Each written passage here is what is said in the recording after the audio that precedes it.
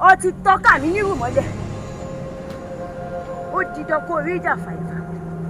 Wọ́n lè mọ ohun ìmáà mi yá mi ní ẹnu náà àwọn ọmọdé àmọ́. Kí wọ́n kàn bá ṣẹlẹ̀ Elédùà. Kí wọ́n kàn bá ṣẹlẹ̀ Elédùà. Ṣé Elédùà máa sọ̀kalẹ̀ wá bẹ́ẹ̀ ní ṣe ni?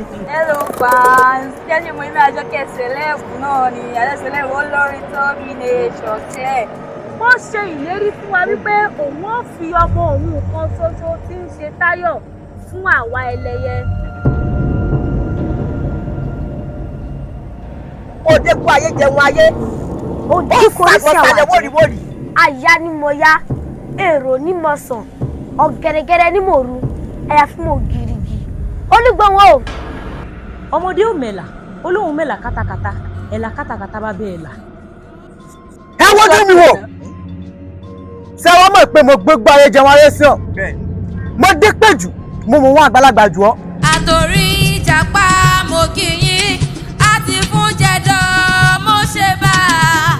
Ìbà ẹ̀yìn ìyá mi, oníyẹ̀bàgẹ́ mo ti júbà.